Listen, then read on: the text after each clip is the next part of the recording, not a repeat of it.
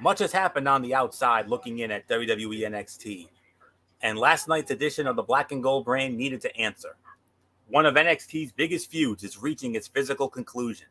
General Manager William Regal was set to facilitate a face-to-face encounter between Kyle O'Reilly and Adam Cole. NXT also promised a special look at the feud between Karrion Kross and Samoa Joe. The NXT Breakout Tournament continued to roll forward with a can't-miss clash between Odyssey Jones and Trey Baxter. With his massive size advantage, Jones was walking in with an advantage, but Baxter had already managed to topple one larger man with his incredible innovative offense. Saray has demanded the absolute best, and this week, she would get the number one contender for the NXT Women's Champion Dakota Kai. Raquel Gonzalez had promised to break her silence on the attack of Kai and was certain to be watching closely. And in anticipation of his first NXT TakeOver match, Ilya Dragonoff was set to appear on NXT for the first time. No one knew what the unorthodox performer would do. Last night's NXT was building toward a massive NXT TakeOver 36, as well as reeling from a variety of major releases. No one truly knew what to expect. Hello, friends, and welcome to another edition of Wednesday Night Mayhem. No, do not adjust your audio. I am Anthony Florio, sitting in tonight for good old MF Michael Fletcher. He wasn't really feeling up to doing the show tonight,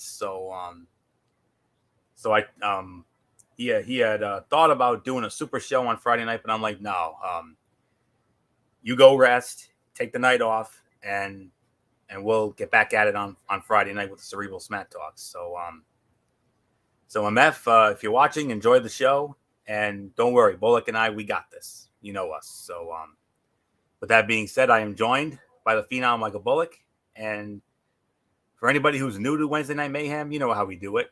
But for those of you who don't, well, what we do for any new viewers out there, we recap Tuesday night NXT and Wednesday night AEW Dynamite.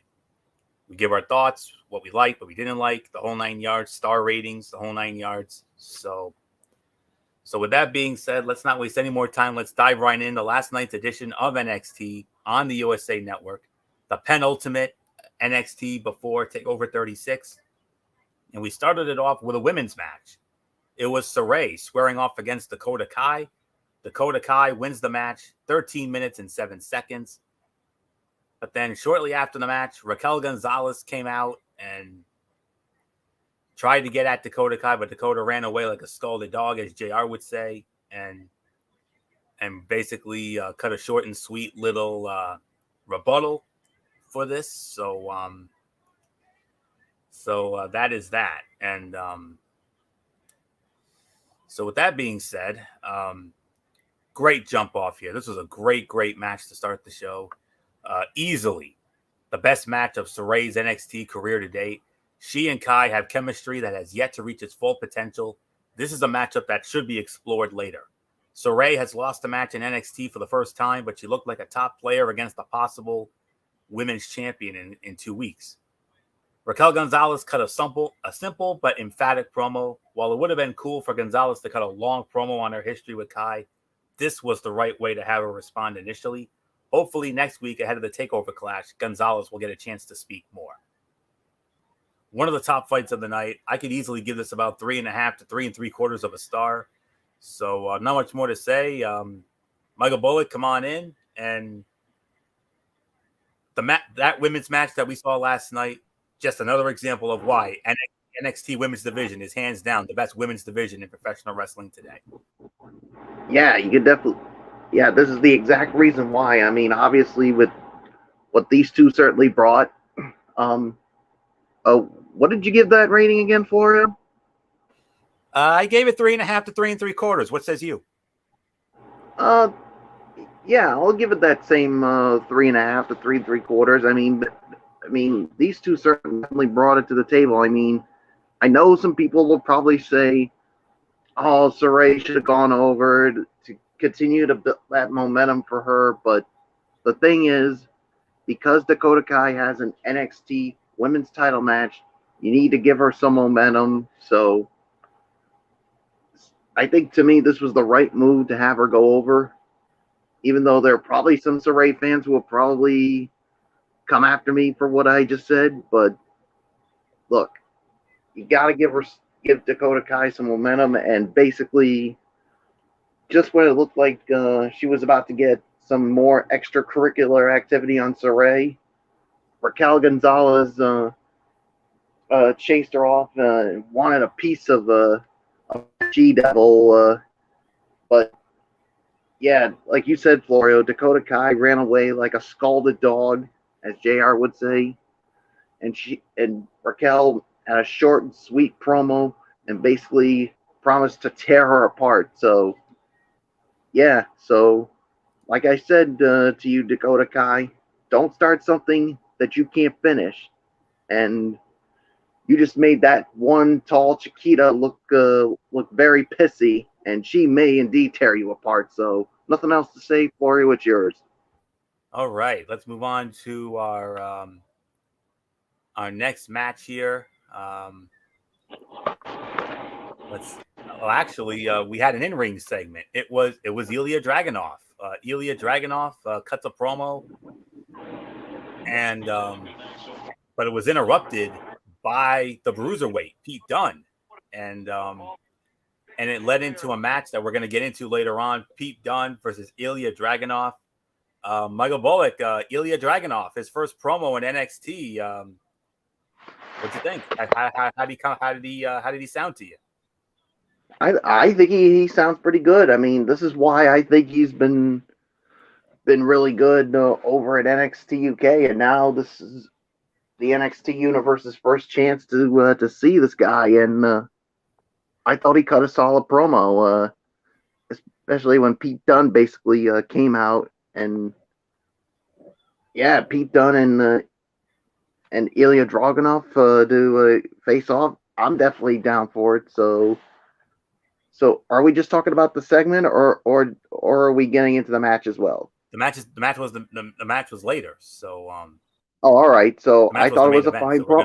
I thought it was a fine. Yeah, so I thought it was a fine promo, and yeah, props to you, Ilya, for a really good promo, and welcome to the NXT universe. Florio, it's yours. Yeah, good delivery from Ilya Dragunov. I thought he could have used the video package to introduce him to U.S. viewers, but he did get across that he was a plucky wrestler through his inspired promo. Again, all the cuts and talk of NXT rebranding has me raising eyebrows, maybe for nothing. But Dunn challenging the challenger for the UK title means that Dunn is losing, right? Well, Dunn has been one of the most protected wrestlers in NXT over the last 8 or so months. And, we'll just have to wait and see on that. But definitely a good delivery there. So not much more to say here. Not often we have this, but we actually had a cutout here on this show. LA Knight the $1 million champion went up against Andre Chase. LA Knight beats him in 30 seconds. But wait, so we actually got a great payoff out of this. The Hall of Famer, the $1 Million Man, Ted DiBiase shows up, and he, we didn't see that heel DiBiase from 30 years ago. What we saw last night was the Ted DiBiase that, gave his life to the Lord, is more of an encouraging, we saw that religious side of him coming out because he was encouraging Cameron Grimes. And we have another match for TakeOver 36, and no surprise here, it will be LA Knight versus Cameron Grimes one more time for the $1 Million Championship. But we have a major caveat here. If LA Knight wins this match, then the Hall of Famer, $1 Million Man Ted DiBiase, will have to serve as LA Knight's butler. Okay. So, wow. But, it is, it's going to be very interesting. And, I can't wait to see the match. And, because I think they might be going for the old third time's the charm thing. I think maybe Cameron Grimes could win this, but we'll have to wait and see. So we'll definitely get into that next week. But for right now, then we had another squash match here. Gigi Dolan with JC Jane. She squared off against Amari Miller. Gigi Dolan won the match in 2 minutes and 6 seconds, and yeah, that was a delicious squash. It was a perfectly fine way to reintroduce Dolan. In common NXT style, Dolan had to earn her spot before she had one. She now has a chance to prove herself in a stacked women's division that is certain to continue to evolve. It was teased last week that Mandy Rose was working with Dolan and Jane. While Mandy was not on the show last night, it would certainly be a big deal for God's greatest creation to build these two unproven stars up over the next few months. So the LA Knight one was a dud.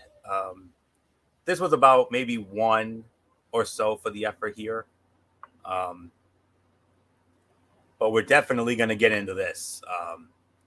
It was the face-off with Kyle O'Reilly and Adam Cole, moderated by Mr. William Regal, and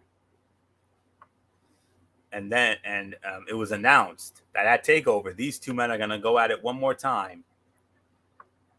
2 out of 3 falls, intercontinental rules, as MF would say if you were here. What we're going to have, Mr. Regal allowed both men to each pick a fall. He let Kyle O'Reilly pick the stipulation for the first fall, and Kyle O'Reilly decided on a traditional wrestling match. Adam Cole was allowed to pick the second fall stipulation, and he picked a street fight. And the third and deciding fall was decided by Mr. Regal. And this says if it goes to a third and deciding fall, which let's not kid ourselves, it's going to, it'll be contested inside a 15-foot high steel temper. So, strong promo segment to set up the best of 3 falls match. Adam Cole in particular carried that segment with his intensity. He was great enough to still be a heel, but it's tough not to want to cheer such an inspired wrestler and good talker. Kyle O'Reilly wasn't bad either. He's not the greatest on the mic in terms of cutting a serious promo, but he didn't fall on his face here. He was fine, and Cole's greatness kept this segment intriguing. So not much more to say here. Michael Bullock, Cole and O'Reilly 3, a best 2 out of 3 falls match. Traditional wrestling match in the first fall, street fight in the second fall, and the third fall inside a steel temper cage. How about it? Yeah, I cannot wait for this one. I mean, this is going to be the final trilogy to this long-standing rivalry with Kyle O'Reilly and Adam Cole. And yeah, 2 out of 3 falls, intercontinental rules. Yeah, you got a singles regular wrestling match for the first fall, a street fight for the second fall, and if it goes to a third fall, and I'm in agreement with you, Florio, it definitely will go the distance. They're going to be inside a 15-foot high steel cage. I mean, come on, Florio, let's be honest. This match is going to steal the damn show. I mean, you can say that about you can say that about all the matches on this card, really. Yeah, but I think this one here is gonna steal the dang show because of the hit with these two, with what we've seen so far in the matches they have had. I mean, yeah, this is definitely going to steal the show. I mean, you can make a case for some of the other matches, but this one here, in my personal opinion, is the one that's going to top them all, just because of the rivalry with these two. Yeah, the promo was definitely good. I mean, obviously with Adam Cole's intensity, obviously Kyle O'Reilly couldn't stand hearing Adam Cole, and and obviously you saw, Florio, that Regal had the security people out there just to make sure that these two don't tear each other up before then. But they may have been able to hold them back now, but come TakeOver, the gloves are coming off, and it will not be for the weak of heart. So there's really nothing more to say. Florio, it is yours. All right. Then we had the semifinals of the NXT Breakout Tournament. Odyssey Jones versus Trey Baxter. Odyssey Jones wins the match 2 minutes and 52 seconds. This was disappointing because it continued NXT's trend of barely letting these tournament matches go anywhere. Jones and Baxter could have been a very solid match of contrasting styles. Instead, it was a squash of a talented cruiserweight. What should have mattered most was to showcase what Jones can do. This showed almost nothing. He is an impressive figure with massive charisma, but he has not actually been challenged to compete yet. That hopefully will come in the main event. Then we had yet another cutout match. Boa, yes, Boa actually wrestled. Hard to believe. He went up against Drake Maverick. Boa wins the match 2 minutes and 58 seconds. This was an awkward short match. It was not a straight up squash. In fact, Maverick looked better than Boa throughout. However, this was all supposed to be about the member of T and Sha. Boa needs to look more dominant to be truly dangerous, especially after Xia Li's loss. The only one that truly seems dangerous is Ying. She should be the most deadly member of the group, but not the only one that looks big enough to win major matches. And then from there, we had the main event. Pete Dunne versus Ilya Dragonoff. And Pete Dunne actually wins the match in 14 minutes and 25 seconds with the bitter end. I got to say, this was the fight of the night. 3 3/4 to 4 stars. This was a very... Actually, no. I stand corrected. Bullock. This should have gone to Michael Bullock. So Bullock. I think I gave the spoiler away, but I'm sure you're going to agree with me on this anyway. Pete Dunne, Ilya Dragunov. Dunne wins 14 minutes 25 seconds. Fight of the night. This stole the dang show. Yeah, this definitely stole the dang show. 3 3/4 to 4 stars. This was definitely the fight of the night here, but Florio, I don't know how you're going to feel about this, but to me, the wrong person went over here. Because, obviously, because to me, it should have been Ilya Dragunov. Because, look, this is his first match in NXT. You wanna have him impress, and you want to give this guy some momentum going into his TakeOver 36 showdown with Walter. But you have him lose to Pete Dunne. Like I said, this was a good match, but this was the wrong outcome as far as I'm concerned. I don't know how you feel about it, Florio, but I'm with you. Yeah. All right. Yeah. So, yeah, obviously Walter basically was the distraction, and yeah, Dragonoff got his little payback, and of course held the UK title. So, yeah, 3 3/4 to 4, fight of the night. The match was definitely good. The outcome, I think they got this one wrong. Florio, it is yours. This was a very good ending to a weak episode of NXT. Dragonoff and Dunn brought it, even with very little story. The crowd got behind the number one contender far more for his fast-paced offense than any words he said earlier in the night. The back and forth down the stretch in this contest was takeover quality. It was clear how much Pete Dunne had been looking forward to this opportunity. The action was nonstop, yet also driven by the story of Dragonoff's unstoppable will to win. Like Bullock said, I 100% agree. It was a shame to see Dragonoff lose in his NXT debut, but it was far from clean against one of NXT's best.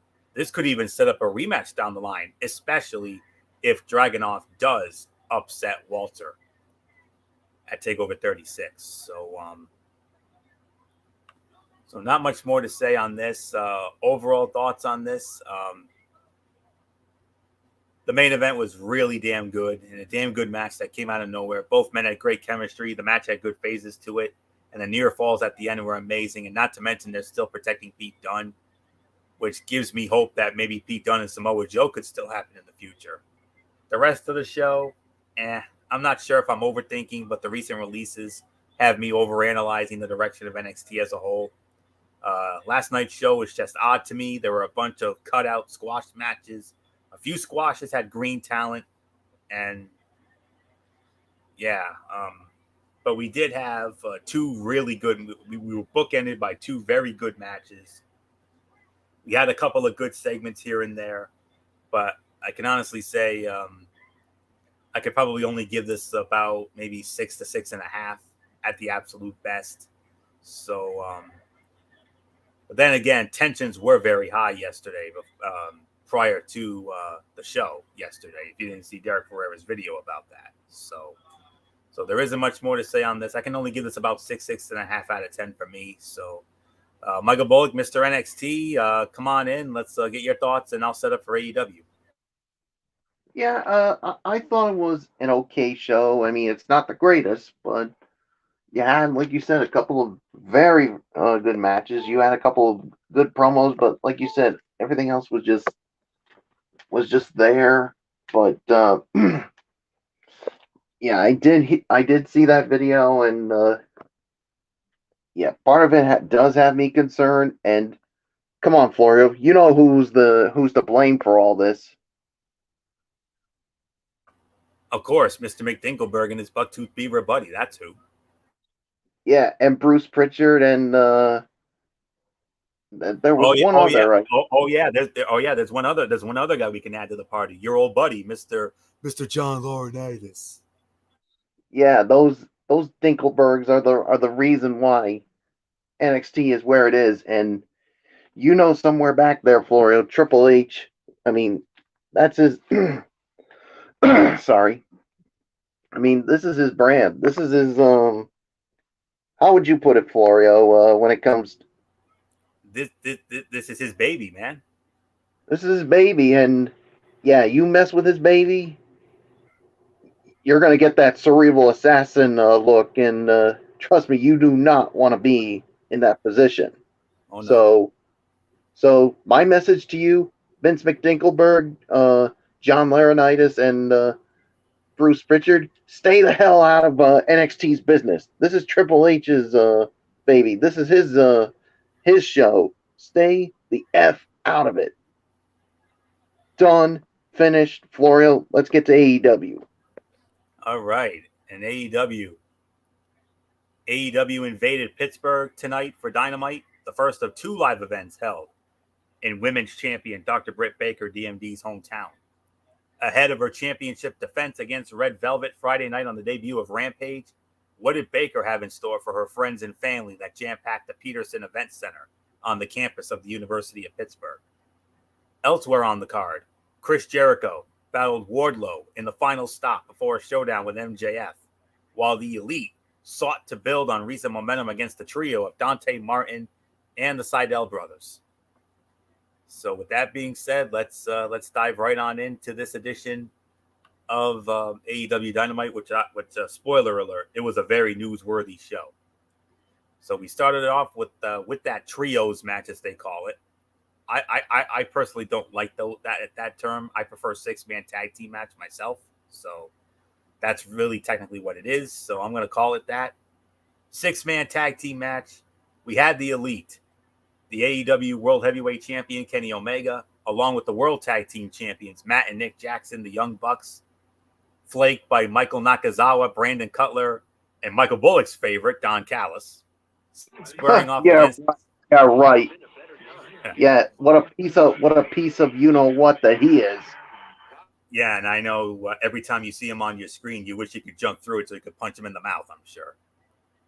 Oh, I would so want to punch that piece of garbage right in his mouth, and probably break a few teeth as well. All right. Yeah, Omega and the Young Bucks, flaked by Michael Nakazawa, Brandon Cutler, and of course the aforementioned Don Callis. They squared off against the Seidel brothers, Matt and Mike Seidel, and Dante Martin. Outcome was never in doubt. We knew the Elite was going to win here, and they did. The Elite win the match, 12 minutes and 58 seconds. All right. Yes, the outcome was never in doubt. However, let me tell you, Dante Martin could have pinned Kenny Omega to win the AEW World title tonight, and the Pittsburgh fans would have bought it. He was extraordinary in what amounted to a showcase for the young star. The Elite made Martin look like a world beater right through to the finish, where it took all 3 men to put him away. He is very, very clearly a star of the future, be it in singles or tag team action with his brother Darius. The post-match promo exchange was great and ended with 2 high-profile matches booked for the next couple of shows. Christian Cage versus Kenny Omega is a big-time match for the debut of Rampage that should attract viewers and might even have implications on their now advertised AEW World title match at All Out. But before they get to Chicago and All Out on Labor Day weekend on Sunday night, September the 5th, this Friday night on the debut edition of Rampage, they're going to be in the first ever match on Rampage. It's not going to be for the AEW World Heavyweight Championship. No, that comes at All Out. This match is going to be for the Impact Wrestling World Heavyweight Championship. And it was also announced that that we have new number one contenders for the AEW World Tag Team Championships, and they are Jungle Boy Jack Perry and his big buddy, the Luchasaurus, as part of the Jurassic Express. And that will be, and I believe that's going to go down next Wednesday night on Dynamite at the University of Houston, where the Young Bucks will defend the AEW World Tag Team Championship against Luchasaurus and Jungle Boy, the Jurassic Express. So, as far as the match is concerned, I got to give this 3 3/4 to 4 stars. This was an incredible match. You can make an argument for Fight of the Night here. You really could, because that's how great this match was. You may not like the characters of the Elite. You may not like Omega and the Bucks characters, but you damn sure have to respect their wrestling ability, because those guys can go. They can work. Let me tell you. So, not much more to say here. 3 3/4 to 4 stars. A Fight of the Night argument for sure. But Michael Bullock, aside from that awesome spot fest that we saw in this opener, what about the matches on the pipeline? Christian Cage will challenge Kenny Omega for the AEW Championship at All Out on September the 5th in Chicago.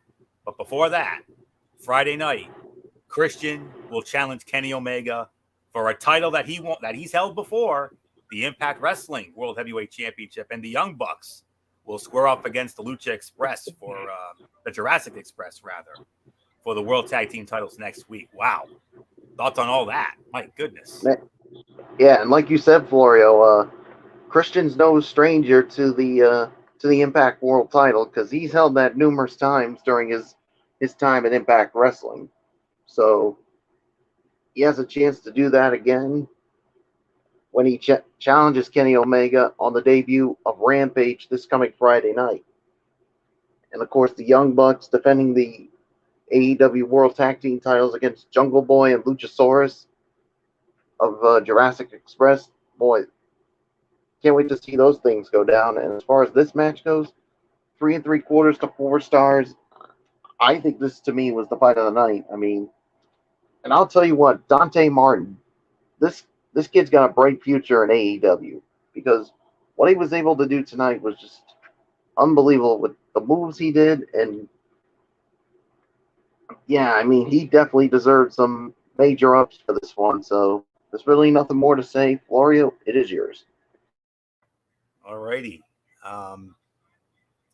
Let's see. So a lot came out of that. Then we had a vignette with Malachi Black.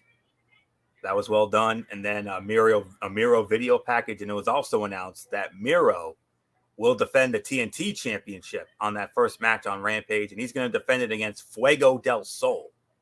So that will also go down on Friday night. Next up, we had Darby Allen with the Hall of Famer Sting in his corner, squaring off against Daniel Garcia, who had 2.0, a.k.a. the former Ever Rise of WWE, Matt Lee and Jeff Parker. Darby Allen wins the match, 9 minutes and 13 seconds. And Bullock, it seemed to me like this was, I wasn't sure what to expect going in, but they ended up giving us what I could consider the sleeper fight of the night here. Yeah, I think this was a sleeper fight of the night contender here. No doubt about it. I'll give this somewhere between 2.5 to 3, and I'll say Darby Allen. I think he made him look good in defeat, and yeah, I definitely enjoyed it. I mean, going into this, I did not expect a lot out of it, but it was better than what we expected. So there's really nothing more to say. Florio, it is yours. I'll tell you what, it's better to see that tag team as a different name than that other name that you couldn't stand in NXT. Ugh. And I hate to say it, but they're still annoying. I mean, those guys are screamers. I mean, oh, my poor old ears here. Every time, I mean, every time those guys scream, oh my gosh.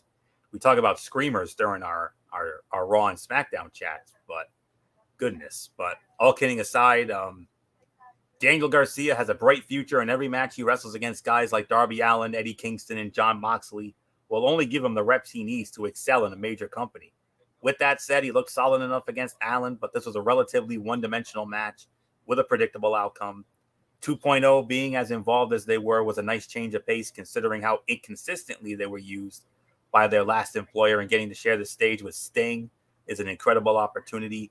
The right guy went over. The match was solid, if unspectacular, and the result was a harmless segment of television that highlighted one of the company's biggest homegrown stars, that being Darby Allen. 2.5 to 2 3/4 of a star for me. So not much more to say on that. Let's continue on. Another 6-man / trios tag team match. We had Matt Hardy and the Private Party squaring off against Orange Cassidy, Wheeler Yuta, and Chucky T. The Hardy family office was with Matt Hardy and the Private Party. You know, the Blade, Jack Evans, and Helico, and the Bunny. The Best Friends had Chris Statlander in their corner.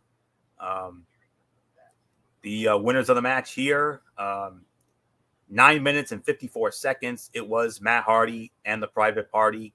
They pick up the win here.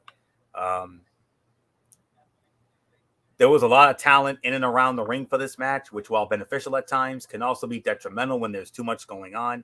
That was the case here, as there were so many spots to hit, including interference by those not involved in the match, that the match kind of fell apart down the stretch. That is not to say the action wasn't fun when it was clicking. Yuta is a great young competitor, and Cassidy brings energy to every match he's in, which is ironic given his character. The fans love the baby faces, which made the heels' victory that much more impactful. This feud isn't over, for better or worse, and one has to think this ends with Cassidy knocking off Hardy in a pay-per-view setting, maybe at All Out. I don't know, but I could probably give this a solid 3 stars for the effort. So not much more to say here. Bullock, your thoughts on this matchup? Hardy and the Private Party, 9 minutes and 54 seconds, the winners. Yeah, I thought it was a fine match here. 3 stars. I agree with you. But yeah, I mean, you had a lot of people on the outside that really affected the outcome of this match. So yeah, so there's really nothing more to say. You pretty much touched on it. So let's move right along. And we have another addition to the All Out card. And oh boy, is this going to be a good one. Andrade El Idolo going one-on-one with Pac. Whoa, that's going to be good. Oh, that's going to be fun. That's a show stealer right there, let me tell you. Can't wait to see that go down in Chicago. Then we had Chris Statlander squaring off against Nyla Rose. Orange Cassidy was with Chris Statlander. Vicky Guerrero, of course, in Nyla Rose's corner. And despite Vicky Guerrero's high-pitched screaming right in the ears of Orange Cassidy, I feel for you, brother. Chris Statlander won the match, 4 minutes and 34 seconds. Bullock, do you want to get into this, or do you want to move on? It's up to you. Just want to be sure, of course. Well, Glorio, I got one advice for Vicky Guerrero. Shut the hell up. Your screaming is so annoying. I mean, it almost broke my damn eardrums, for gosh sakes. I guess she hasn't changed from her time in WWE. Oh, no.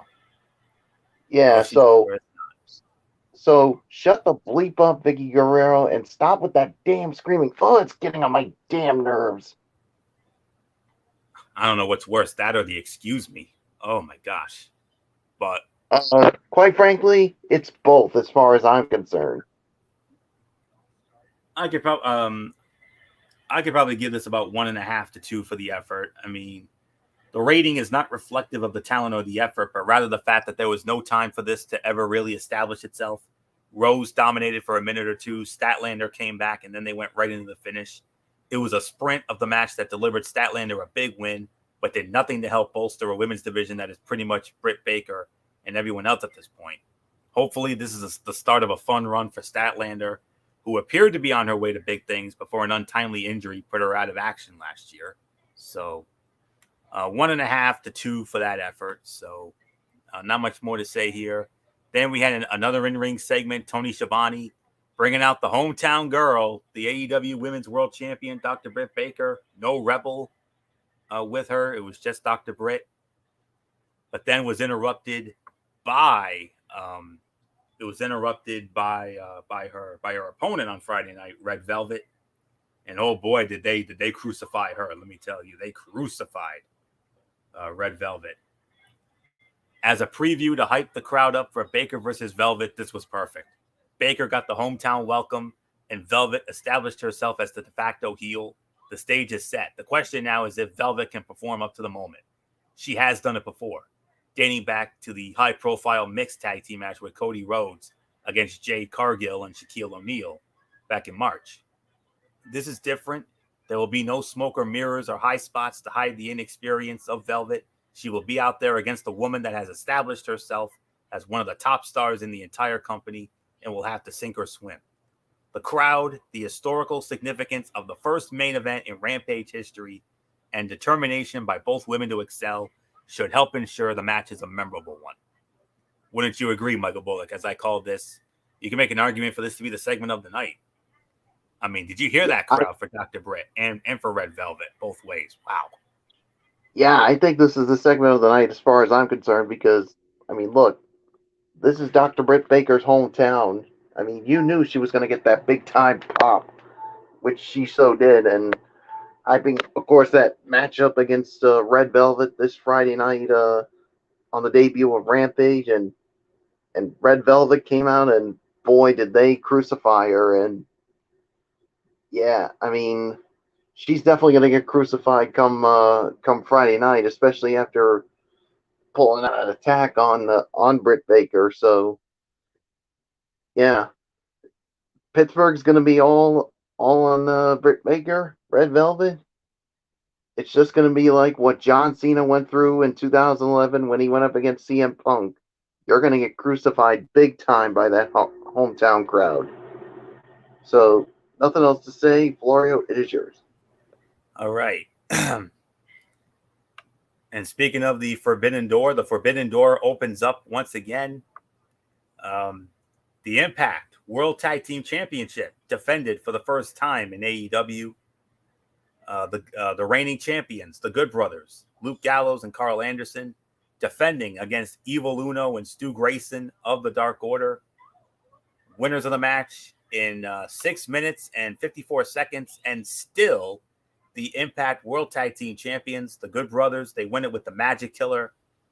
One thing of note here, we had a guest commentator for this match, and it turned out to be none other than the head honcho of Impact Wrestling, Scott D'Amore. And Michael Bullock, you finally got to see what I told you about him many of times. You finally got to see him, and you finally got to hear him.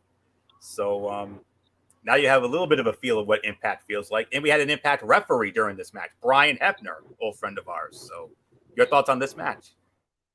Yeah, I thought it was a good match here. I'll give this about 2.5 stars for the effort here. And yeah, it's good to see Brian Hebner out there refereeing this match, and good to see someone else joining the AEW commentary team for this kind of a match.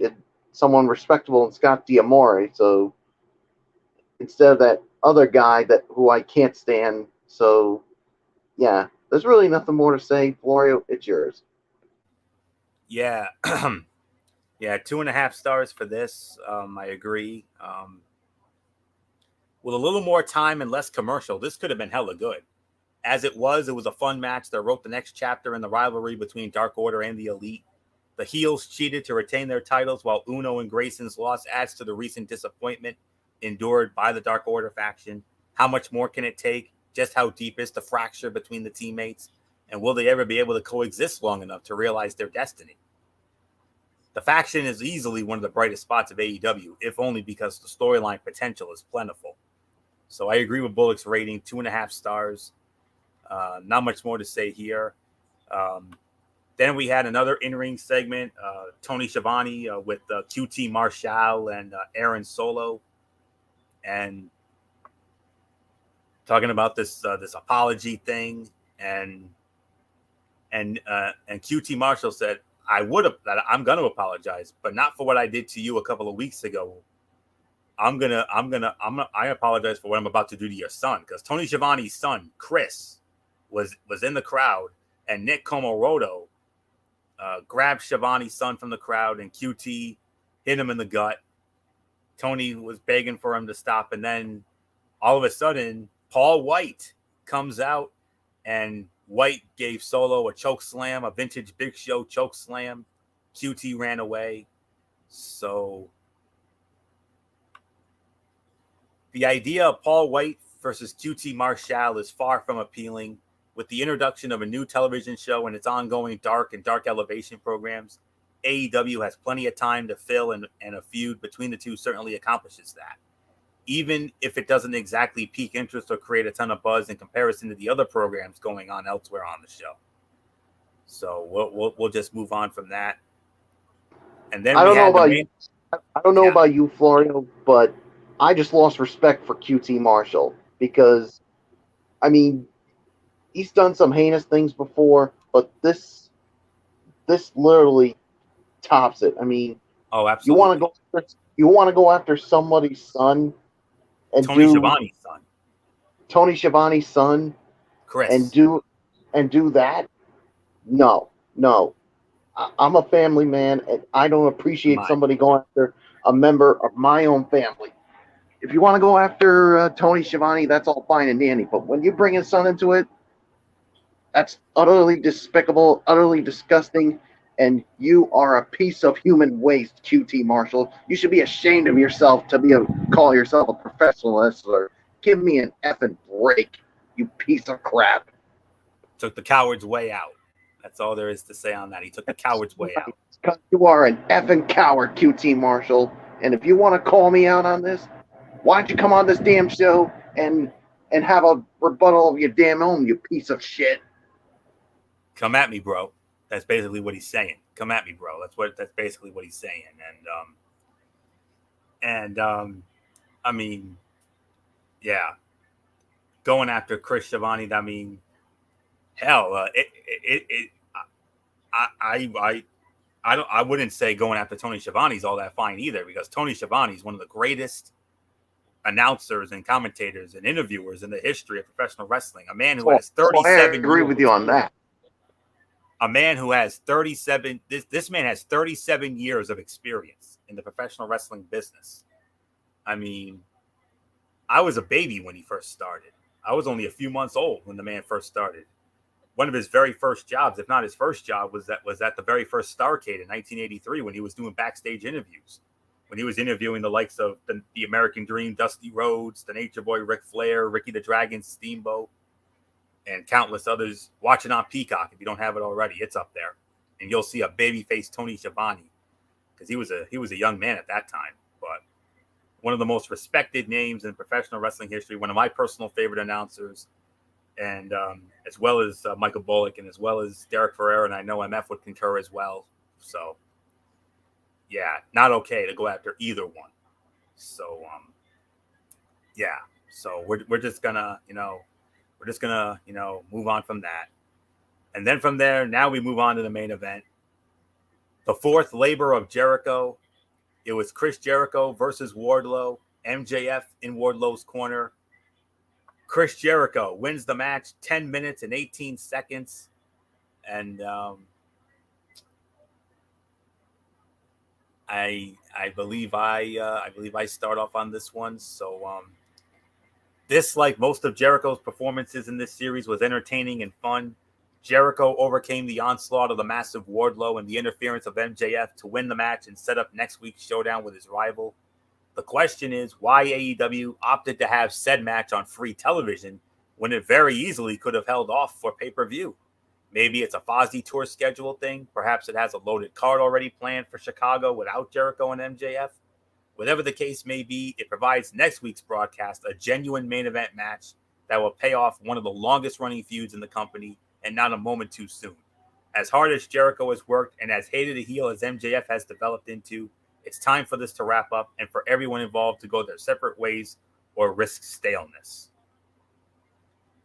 3 1/4.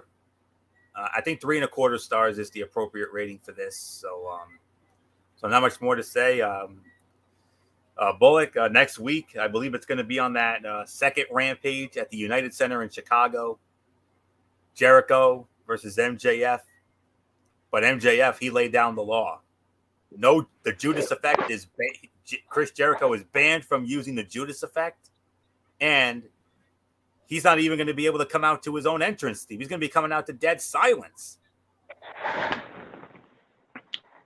All right, 3.25 stars, and I agree with the rating on that. But that stipulation where he can't come out to Judas effect or even use it, well,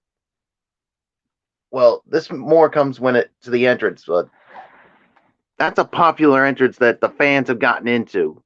That there's whenever Chris Jericho comes out, and this another piece of human waste. MJF wants to ban, which he did. Oh no, no, no, no, no, no. I'm a big fan of that when Jericho comes out, and for you to do that, totally unacceptable on your part. So, you know what, Jericho? I would say, come out to that entrance. Don't listen to what that fountain of misinformation says. So, there's really nothing more to say. Florio, it's yours. Alrighty, so with that, let's get into the overall thoughts on this edition of AEW Dynamite. Michael Bullock, very newsworthy show to say the very least. Yeah, this was definitely a very newsworthy show with some of the matches that are going to be up for this coming Friday's debut of AEW Rampage. So, yeah, I mean, as far as this, obviously, this was definitely a very good show to say the very least. I'll give this an 8 out of 10 as far as I'm concerned when it comes to this. I mean, we knew this was going to be a good show, and obviously it was. So now all eyes turn to the debut of Rampage, and I cannot wait to see what goes down. So, Florio, it's yours. What did you give it? Oh, I gave it 8 out of 10. Agreed. 8 out of 10. That's exactly where I had it as well. I'm not sure where to start here, as this was a packed show, a loaded show with all kinds of things going out throughout the night. The first thing I would say is that I was entertained as they threw in so much stuff that it was never once boring. This was the kind of energized show that WWE has not had in years, and only NXT has had in a long time. That part was very fun, and it's the kind of thing that AEW has focused on over its existence. That being said, there are still quite a few issues, with the biggest being the amount of people running around. There were multiple matches here with way too many people involved, and it dragged things down almost every time. AEW's roster is far too big for one show, and having everyone running around all the time keeps things from leaving as much of an impact as they should. In the same vein, it felt like nothing had a chance to breathe because they were building up Rampage, next week's Dynamite, and the All Out pay-per-view at the same time, while also focusing on titles from 3 different promotions, with AAA there as well. But overall, I liked the show a lot. But there were times where you could get frustrated by how many things were going on. That's been an issue with them for a long time, as they try to pack in way too much stuff. I'm hopeful Rampage will help, but at the same time, I'm worried that they will keep Dynamite the same and add even more in on Rampage. Maybe not. But they need to find a way to pace things a bit better. But still, though, heck of a fun show. I mean, that opening trios match, 6-man tag, was the fight of the night. Second best fight was the main event. I mean, a lot of good matches here. Worst fight of the night was the women's match with Statlander and Nyla Rose. What else would you expect there? And all the other matches were solid to good to great. We had some great angles on this show tonight, and a lot of great things coming up on the pipeline, including next week's show where the Young Bucks will defend the World Tag Team titles against the Jurassic Express. So very much looking forward to that next week. So 8 out of 10 for me. So that will put the bow on this edition of Wednesday Night Mayhem. We want to thank you all so very much for tuning in. Programming note, we will not be on with you tomorrow night for Strictly Sports. There is no Strictly Sports tomorrow night because of special circumstances beyond our control. So MF and Bullock have special plans tomorrow night, so we will not have a Strictly Sports show tomorrow night. But we will be back with you on Friday night for the Cerebral Smack Talk. Hopefully we'll have MF back as well, as we will run down Friday Night SmackDown. and I'm sure MF's going to want to run down the results from the RWA show that went down last week in his Mikey's Mindset. And then after that, Monday night, we start SummerSlam week with Ridiculously Raw as we review the Go Home show for the final Monday Night Raw before SummerSlam. And I'll get into my latest Tony's take on Impact Wrestling and 205 Live. And then this program next week, as we will review the NXT TakeOver 36 Go Home show and AEW Dynamite, and then we'll take it from there. So that is it. So until Friday night for the Cerebral Smack Talk over, hopefully back on MF's channel, Braceway 95. This is Anthony Florio sitting in tonight for good old MF Michael Fletcher. Signing off on behalf of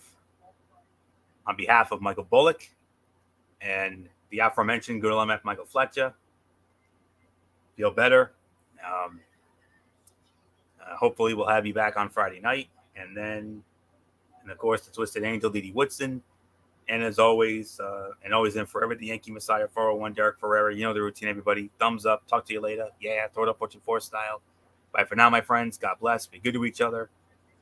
And as I always like to say at the end, whenever I host a wrestling show, as I always like to say at the end of it, no matter what anyone tells you, beyond anything else, wrestling is indeed actually real. For everybody who's been a part of this one, for now, Anthony Florio, so long. Bye, everybody. Bye.